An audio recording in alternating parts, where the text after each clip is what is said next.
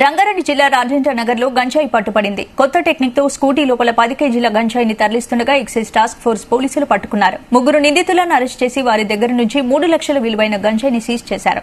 ఒక motor cycle, scooty, 3 cell ఫోన్లను స్వాధీనం చేసుకున్నారు. నిందితులపై ఎన్డీపీఎస్ యాక్ట్ కింద కేసు నమోదు చేసి దర్యాప్తు చేస్తున్నారు.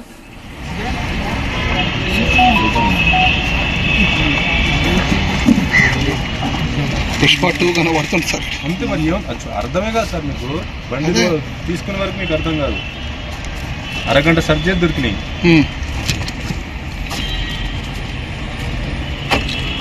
స్కూటీలు ఇంతమంది అంటే మీరు అర్థం చేస్తారు.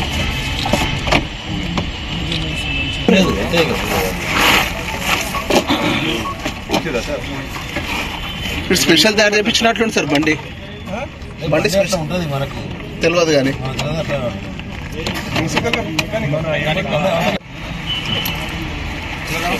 మొక్కరం తీసిన అందరూ కొంతమంది చెప్పారు.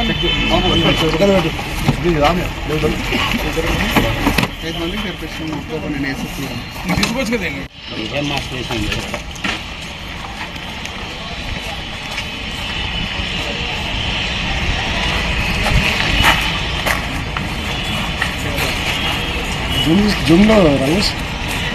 మాకున్న సమాచారం మేరకు మేము మన అప్పా జంక్షన్ వద్ద అంటే అక్కడ నుంచి మల్కాన్గిరి నుంచి ఒక వ్యక్తి స్కూటర్ పై ఇట్లా గాంజా చేస్తుండని మాకు సమాచారం ఉంటే ఆ సమాచారం ప్రకారం మేము అక్కడ చెక్ చేయడం జరిగింది.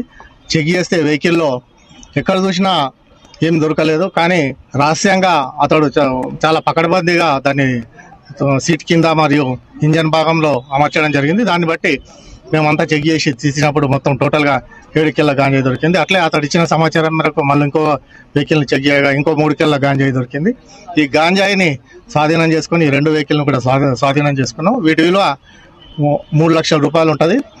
ఎక్కడైనా గాంజాయి కానీ ఇంకేదైనా మత్తు పదార్థం కానీ అమ్మినట్లు ప్రజలకు తెలిసినట్లయితే మా ఎక్సైజ్ శాఖకు టోల్ ఫ్రీ నంబర్ కానీ లేకపోతే మా ఎక్సైజ్ ఇన్స్పెక్టర్లకు కానీ లేకపోతే ఎక్సైజ్ సూపరింటెండెంట్ కానీ సమాచారం ఇచ్చినట్లయితే మేము కఠిన చర్యలు తీసుకుంటామని ఈ సందర్భంగా తెలియజేస్తూ అందరూ అప్రమత్తంగా ఉండాలి. ఎవరు కూడా గాంజా కానీ డ్రగ్స్ కానీ సేవించవద్దని ఈ సందర్భంగా మేము తెలియజేస్తాం.